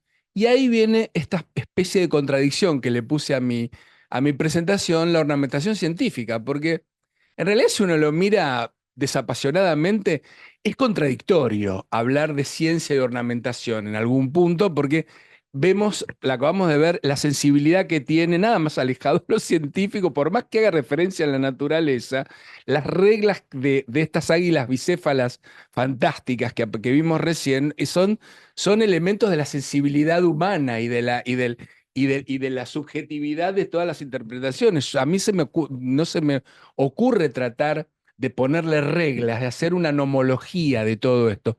Y es exactamente lo que hizo Jones. Tratar de ponerle reglas. ¿Y por qué? Porque lo que había que hacer era salir de la crisis de la arquitectura que estaba sucediendo en Europa en todo el siglo XIX. ¿Cuál era esta crisis? La copia del pasado, el plagio de las arquitecturas del pasado. Y esto debe ser, yo supongo que cuando Fernando hablaba de esto que decía del pecado del siglo XIX, se refería no a esto, Martín y Peña, ¿no? Fernando, era una cosa cuando vos hablabas más temprano de esto, que en realidad todo lo que se hacía era una copia del pasado y que en realidad los arquitectos modernos de 1854 lo que estaban haciendo era repetirlo, era copiarlo, este pasado. Jones publica en 1856, o sea, nada más que 2 añitos apenas, o 1 año y medio, que se inaugura la exposición de Sydenham, y dice, vamos a intentar explicar a la ornamentación como entender a la historia o al pasado de la arquitectura, y para que esto ya no sea una copia, le vamos a intentar de poner reglas. Lo que hace Jones, hace un libro que es, hay algunos ejemplares acá en la Argentina de este libro, es un libro que abierto debe ocupar más o menos 1 metro cuadrado, es un libro gigantesco. El ejemplar que yo pude consultar está en la Facultad de Arquitectura de la UBA, guardado bajo 7 llaves, no es fácil acceder, no es que van a la biblioteca y dicen, ¿me dan la gramática del ornamento de Jones? No, los van a palpar de armas más o menos para darle ese libro, pero los ejemplares existen y como les dije, nunca se tradujo al castellano. Jones propone 37 principios para entender a la ornamentación, bajo algunas reglas. No le voy a leer los 37, pero sí extraer algunos datos de qué quiere decir esto de la ornamentación científica, o qué entendía Jones, al menos, con esto de la ornamentación científica. Empieza haciendo como una especie de manifiesto, como una declaración de principios. Dice nada más ni nada menos que la arquitectura es la expresión material de las necesidades, las facultades y los sentimientos de la época en que se crea. Esto que para nosotros es una obviedad, no lo era tanto para esa época, porque ustedes imagínense que una historia del arte basado en los principios basarianos, entre donde el personaje fundamental era el artista y no se podía pensar una historia del arte ya en general por fuera de la imagen del artista que lo producía, hasta que aparece Johann Winkelmann en el siglo XVIII y corta esta lógica y dice, señores, de ninguna manera, el arte tenemos que entender como lo hemos visto toda la mañana, como la expresión de una cultura, de un pueblo, de necesidades, cosmogonías, etcétera, etcétera, etcétera. Obviamente lo que ya sabemos. Sin embargo, Jones vuelve sobre esta hipótesis winkeliana y no hay otra cosa que volver a cero cuando uno tiene que recuperar lo que se ha perdido, que es la originalidad y la creatividad en la producción artística.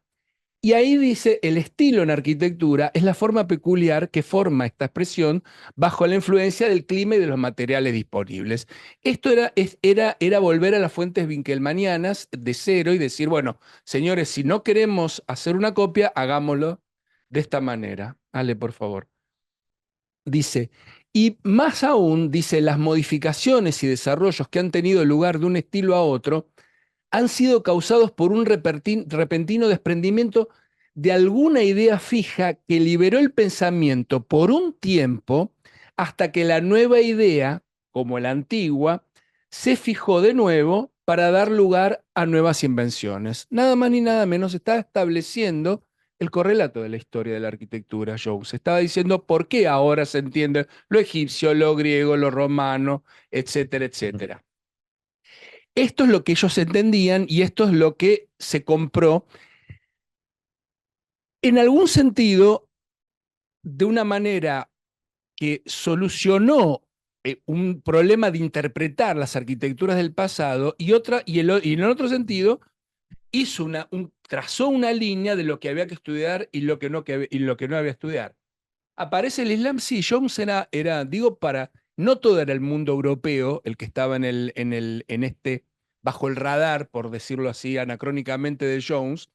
Aparece el Islam, él de hecho la gramática del ornamento es un libro que trata desproporcionadamente, es una palabra que utiliza Fernando, desproporcionadamente sobre la ornamentación islámica. De hecho, el único edificio que tuvo el privilegio de figurar en un título de ese libro fue la Alhambra de Granada. Al único edificio que le dedicó un capítulo Jones. Y el resto no. Ahora, en el mundo americano, por ejemplo, estaba dentro del embrionario conocimiento que tenía Europa de las arquitecturas prehispánicas o de la América antigua, como me gusta llamarlo a mí, existía. Y de hecho, James Ferguson, cuando hace el manual de la arquitectura mundial en 1855, exactamente en esta época, el autor escocés pone arquitectura prehispánica peruana, lo pone Oxmal, pone Azayil, pone arquitectura maya o maya tolteca. Pero no por alguna, sino por razones absolutamente de conveniencia, de que no podían establecer esta línea temporal porque salía por fuera y según otros autores después como Fletcher no tuvieron descendientes, por eso las excluían como análisis, no figuraron en estos libros. La siguiente. Y para ir cerrando esto, solamente quería, si bien los postulados que pone Jones son, ya como dije antes, son 37, yo tomé 3 grandes conjuntos para hablar de a qué se refiere con estas reglas del arte. Jones trabajó primero sobre las proporciones de cómo las artes decorativas deben funcionar en relación a la arquitectura. Y dice, así como en toda obra arquitectónica perfecta reina una verdadera proporción entre todos los miembros que la componen, en las artes decorativas, todo conjunto de formas debe estar dispuesto según ciertas proporciones definidas. El conjunto y cada miembro particular deben ser múltiplos de alguna unidad simple. Él está poniendo reglas matemáticas directamente a la ornamentación. Esto es lo que a mí me llamó poderosamente la atención. Y dice finalmente, las proporciones más bellas serán aquellas que el ojo tenga más dificultad de detectar. Esto quiero decir que es un postulado de la ornamentación islámica, para decirlo directamente. Acá tenemos al especialista, porque de ahí lo saca, porque no, estoy pensando, y él era un experto en esto, estoy pensando en la sala de los Abencerrajes o en la sala de las 2 hermanas de la Alhambra, que tiene un soporte geométrico matemático complejísimo, que de tal magnitud que llega un momento que uno ve una gruta o ve una caverna, no, de ninguna manera lee una ecuación matemática detrás de esto. Y él después, yo lo corté la cita porque ya es muy, muy aburrida, da estas proporciones. El anterior, el postulado 9. En el postulado 18 habla del color. El color para Jones es la pieza central de su discurso. O sea, ¿dónde hay que poner color y qué reglas utilizamos para combinar los colores? Y no de cualquier manera, da un extensísimo detalle de cómo utilizar un color con respecto a otro, y si hay un salto de color a otro, qué hay que ponerle en el medio, si pasamos del rojo al blanco o al dorado, si hay que poner una liñita negra. Es muy detallado, como realmente un manual para ser usado en ese momento. Y esto es para que tengamos todos una idea de a qué me refiero. Fíjense, yo extracté uno de los postulados y en realidad lo corté por la mitad porque es más largo todavía, porque da la fórmula después.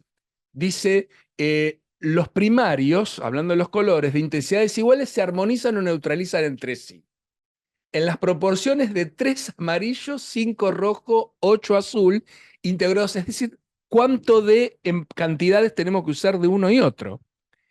Integrados como 16. Los secundarios en las proporciones de 8 naranja, 13 de púrpura, 11 verde, integrados como 32. Los terciarios citrino, compuesto, por si no sabemos qué es un citrino, compuesto de naranja y verde, 19. Rojizo, naranja y púrpura, oliva, verde y púrpura, 24, integrados como 64. Es decir, uno le podría poner números y cantidades a los colores y armar esto. Jones estaba trabajando no solamente con estas proporciones, sino que realmente aquí es donde él quería mostrar el grado de cientificidad de su propuesta, porque él estaba trabajando sobre los postulados de algunos químicos, un inglés y un francés, que ahí tengo anotados los nombres. Gevrel era el francés, y el asunto era que él lo que saca no lo inventa, sino y lo cita a estos científicos, al inglés y al francés, diciendo: lo que yo digo del color tiene un sustento científico, y todo lo que voy a decir viene de ese lado. Esto es químico, ¿no? Porque él lo cita al pasar, y no dice ni que son químicos, ni que hacían, ni qué sé yo. Yo, gracias a Dios, en internet los busco a estos personajes y veo que realmente eran personas que están haciendo aportes realmente muy técnicos al uso del color en todo tipo de aspectos, en la decoración en general. Y el último postulado, y con esto termino, es lo que tiene que ver con la historia misma, y que es lo que a mí me llevó a profundizar en el libro de él. Dice: los principios que descubrimos en las obras del pasado nos pertenecen, no así sus resultados. Me parece que es la síntesis de todo el trabajo, porque finalmente es tomar el fin por los medios. Hasta acá.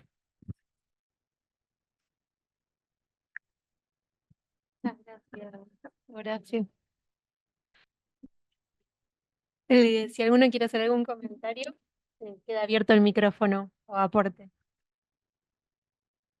Una observación nada más, que el desarrollo de los colores primarios, 3, 5, 8, sigue el desarrollo de la proporción áurea. Sigue el desarrollo de la proporción áurea, dándole más, más desarrollo a los bajos.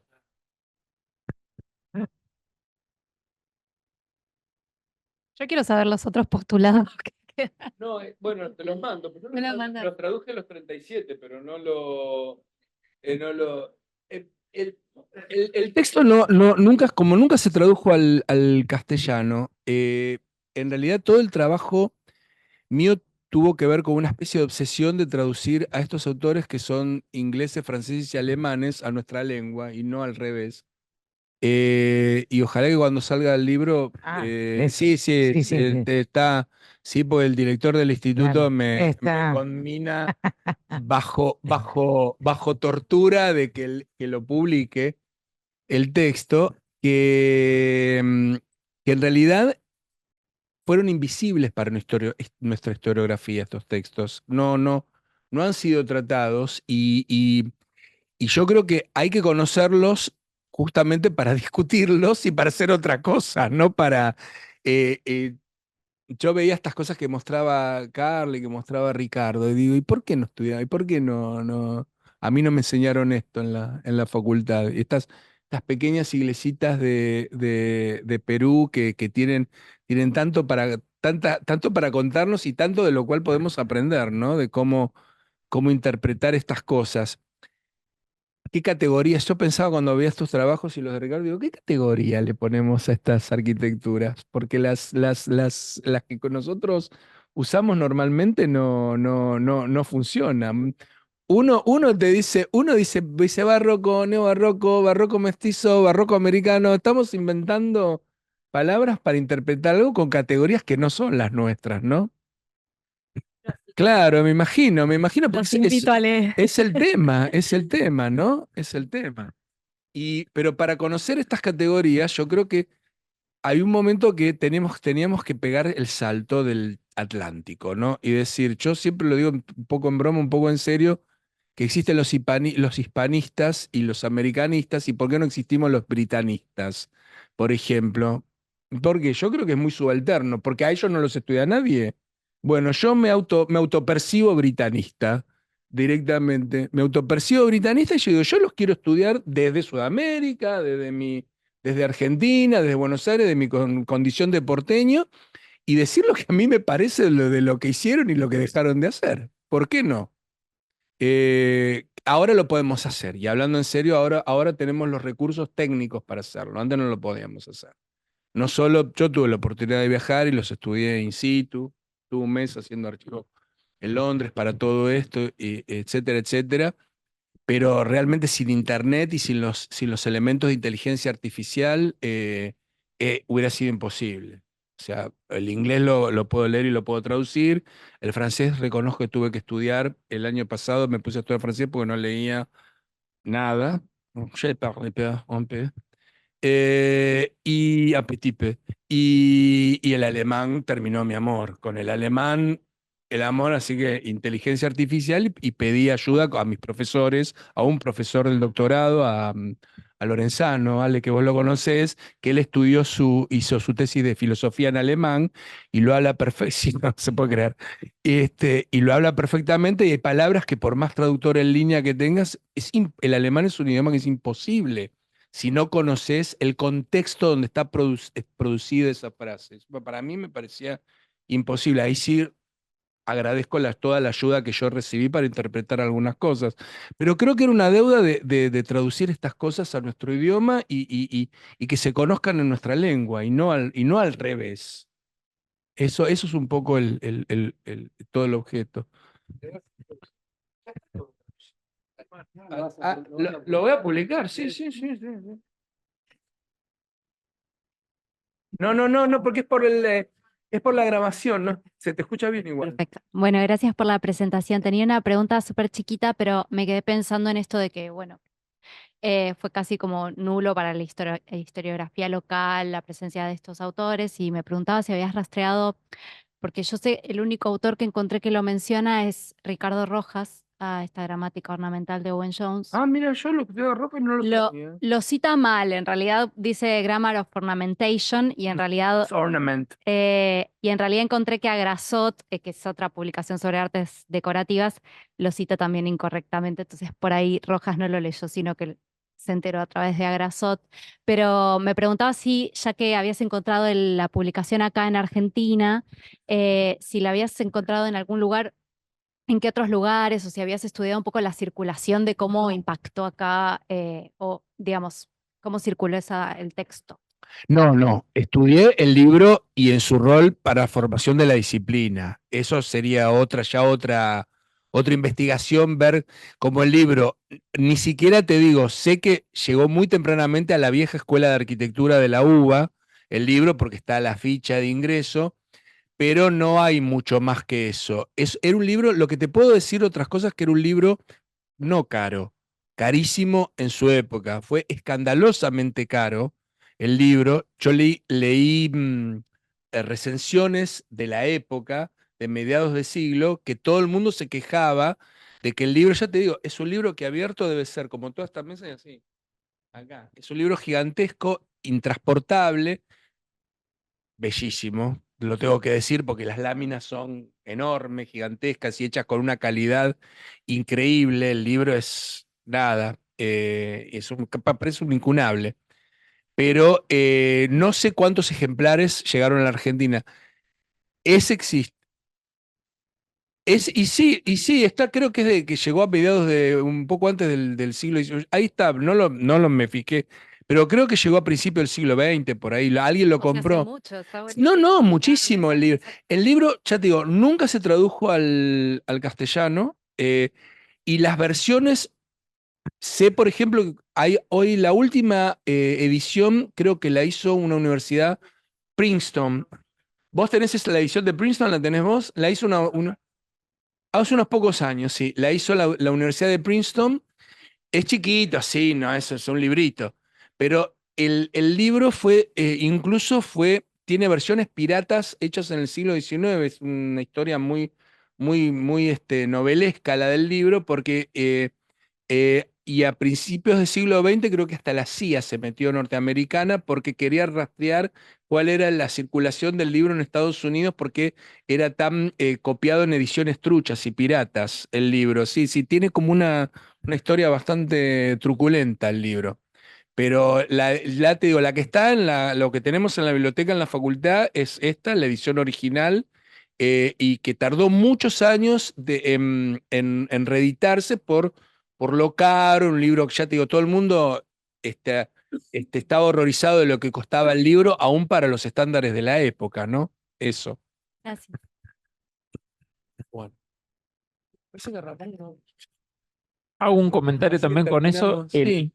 Lo que hay, que está en español y es más accesible, es la conexión de Owen Jones y el mundo islámico estudiado en España. Claro. Juan Sí, sí. Calatrava tiene Owen Jones Sí, y sí. el Alhambra, es una edición Sí, sí, sí, reciente, sí. está en español, y después,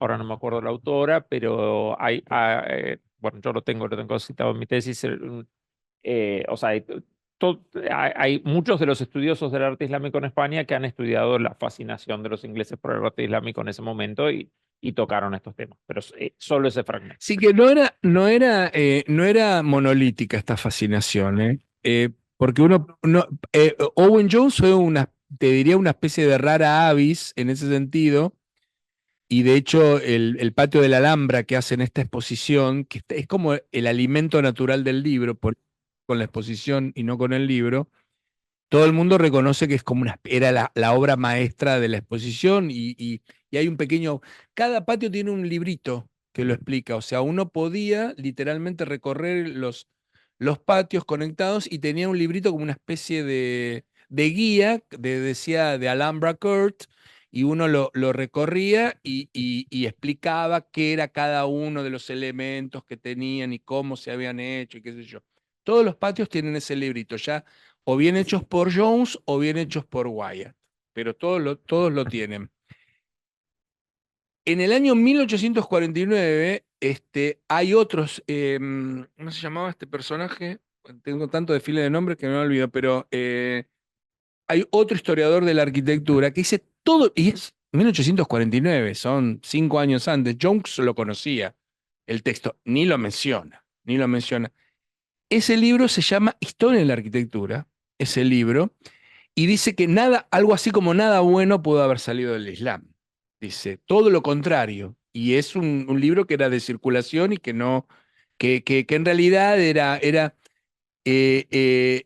toda esta arquitectura española, además, era como bastarda dentro de lo bastardo, porque no llegaba a la sutileza de la arquitectura de Irán o de Damasco y de ese tipo de Bagdad, o mucho menos de la arquitectura islamizada del norte de la India y todo eso, sino que era como una versión como menor y que en realidad y que además no era como muy recargada. Siempre, sí, lo que siempre atacaban para definir la buena arquitectura o la mala arquitectura en estos cánones era justamente la ornamentación.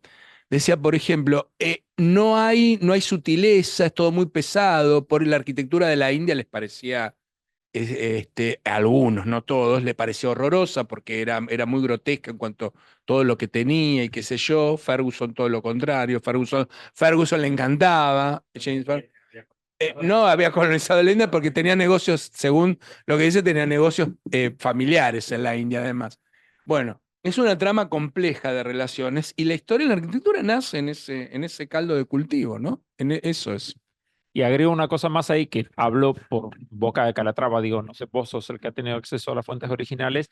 Él lo que dice es que la fascinación de Jones también tenía un correlato de que en el contexto de la revolución industrial, él entendía que la ornamentación islámica era particularmente favorable para la reproducción industrial. O sea, que especialmente su interés es que él veía que de los distintos estilos históricos era un estilo muy apropiado para reproducirlo mecánicamente, por toda la lógica de patrones y digamos, toda la lógica de repetición. Eso no, yo no lo leí en Jones, porque eso no lo leí. No, lo el leí libro, dicen algo contradictorio a esto, dicen el libro esto de los norteamericanos de Mabel Johnson, que vos los conocés en persona. Es un libro que se llama, es un libro de hace 2, 3 años, ¿no? Es un libro bastante nuevo que se llama Arquitectura y Racismo, ¿no? Y muestra las bases del racismo en muchas arquitecturas y en muchos discursos. Y uno de los personajes a los cuales ataca es a Jones, justamente, y dice que, y uno de los ejemplos que pone casualmente es el tratamiento de la ornamentación islámica. Y él estos autores hacen como una ponderación de qué es lo que valora Jones, o sea, lo interpretan a Jones, eso es lo que quiere decir. Y para mí hacen una versión un poco simplista, porque dice que Jones, y lo dice, sí, que la arquitectura morisca del norte de África era un poco más tosca que la persa porque no tenían capacidades técnicas. Es decir, utilizan ese argumento para decir que Jones hacía una consideración racista de la arquitectura. Me parece que si queremos hacer consideraciones racistas tenemos argumentos mucho más pesados que eso, que esto me parece un poco pueril decir una cosa así, cuando Jones lo que estaba haciendo era una clasificación técnica en un momento que todo el mundo estaba tratando de clasificar para entender, ¿no? ¿Qué sé yo? Son interpretaciones posibles, susceptibles. Dos cosas. Una viene a cuento de lo que mencionaba recién Fernando, que es una pregunta. ¿Existe alguna relación, algún vínculo entre Jones y Morris? Hablando, digamos, porque Morris, digamos, si hay alguien vinculado a la industria de los patterns, además, y de cómo sistematizar estas lógicas. Y la otra cuestión, así ya después te dejo hablar a vos. Cuando vos nombrabas en este circuito de la construcción de la historia de la arquitectura que aparece Egipto como punto de partida, digamos, mi pregunta, o mi sospecha es, ok, en los 30, en 1830 estaba Rossellini trabajando en Egipto, ¿cierto? Había como una fascinación arqueológica por lo exótico. ¿En qué grado eso tiene algún peso como grado cero para él, estableciendo Egipto? Que por otra parte después aparecen las láminas, esas figuras, Sí. digamos, sintetizadas, muy sintetizadas de la flor de loto. Sí. La pregunta uno, te la respondo fácil, tiene una respuesta para mí bastante simple. ¿Es posible? No lo sé. Muchas veces me lo han preguntado cuando he hablado de Jones la relación con William Morris, porque es media obvia la posibilidad. Si la existió, incluso por los patrones y todo lo que ya conocemos, ni, ninguno, yo no he leído que alguien cite al otro, y es lo único que puedo por ahora decir porque no tengo otras evidencias. En los textos que ambos han publicado, en los textos que hicimos, ninguno cita al otro. Y eso es un tema que yo me he fijado en forma particular para ver qué redes había entre estos personajes. Si es posible, pero yo no tengo evidencias de que se citen. Que no se citen es un dato, porque es muy fuerte que no se citen. Puede ser que hay un dominio por el control del campo. Efectivamente, Ferguson, que es otro personaje que he estudiado, cita a un oscuro ingeniero bávaro del otro lado de Europa, que nadie sabe ni qué publicó ni qué no publicó, y resulta que los autores contemporáneos de él que están trabajando en historia de la arquitectura no los cita. Fletcher, 50 años después, cita a Ferguson en lo que le conviene, y cuando habla de la arquitectura precolombina, Ferguson, dije precolombino, me escapo el fallido, no quería decir precolombino, de la América Antigua, Ferguson dice explícitamente que en la arquitectura prehispánica o en la arquitectura de la América Antigua hay un valor artístico. Lo dice en 1855. 50 años después, Fletcher dice, lo único que tiene es valor arqueológico, de artístico no tiene nada. Y sin embargo conocía perfectamente los textos de Ferguson. Es decir, hay una discusión de dominio del campo ahí que para mí es más de egos que de otra cosa, pero eso no se puede poner en un libro, pues no se puede comprobar. Y la otra pregunta que me... lo de Egipto, sí, esa es un poco más complicada de responder porque no hay que olvidarse que Egipto es el primer país que ingresa a Europa de una manera que no ingresó ningún otro país, y estoy hablando de la descripción del Egipto de la campaña napoleónica. No, entonces, Egipto ingresa a Europa. Ningún país antes de Egipto había entrado el conocimiento europeo en las características que entró Egipto. Egipto se analiza con los argumentos y con las lógicas que tenían en su época desde todo punto de vista. La primera edición creo que tiene 24 volúmenes, y la segunda edición de la descripción del Egipto creo que tiene 33 volúmenes, porque hubo 2 ediciones. Es una información monumental que analiza, está dividida en 2 grandes categorías, el Egipto antiguo y el Egipto moderno. Y lo interesante, yo me fijé mucho en esa edición porque la manera que tienen de clasificar los insectos es la misma que tienen para clasificar los ornamentos. No hay ninguna diferencia, línea mediante, ¿no? La clasificación lineal mediante.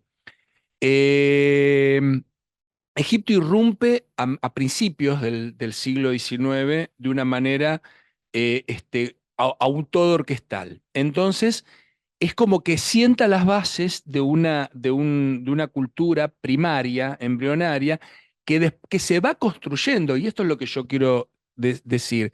Estos personajes a lo largo del siglo XIX van construyendo un punto cero, necesitan un punto cero, necesitan un lugar. Y esto forma parte de la idiosincrasia europea de construir periodizaciones y puntos de arranque. Ustedes imagínense que Darwin publica El origen de las especies en 1859, y un año antes, en 1858, en Europa están publicando mapas de la cultura europea y planos y cronologías de la cultura europea, donde dice que el mundo empieza en el 5753 a.C. con el cumpleaños de Adán y Eva. Y le ponen, a nosotros nos mueve a risa, pero estaban muy convencidos de que el mundo más atrás no se podía ir. Todo el tema de los fósiles y qué sé yo, estaba en plena discusión. En la exposición de Sydenham, Robert Owen, me sale un trabalengua, uno se llama Owen Jones y este se llama Robert Owen, está poniendo por primera vez los primeros dinosaurios maquetizados de la historia. Está creando la historia de la arquitectura, pero está creando esto hay que decirlo, la antropología, la sociología, la paleontología y un montón de disciplinas se están encontrando los bordes. Lo de Egipto es una construcción, como todo lo que acabo de decir, pero es una construcción que está más argumentada, digamos, que el resto. Bueno, vamos a comer.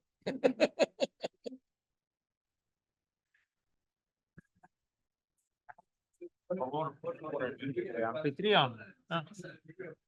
Bueno. Bueno, nada, solamente lo dije cuando empecé al principio, lo interesante es que es el primero y que fijemos una periodicidad y lo hagamos con cada X tiempo para ir haciendo que no solo una primera instancia de irnos conociendo, sino llegar a hacer trabajos conjuntos y varias cuestiones en lo que hay un potencial enorme. Nada más. Muchísimas gracias.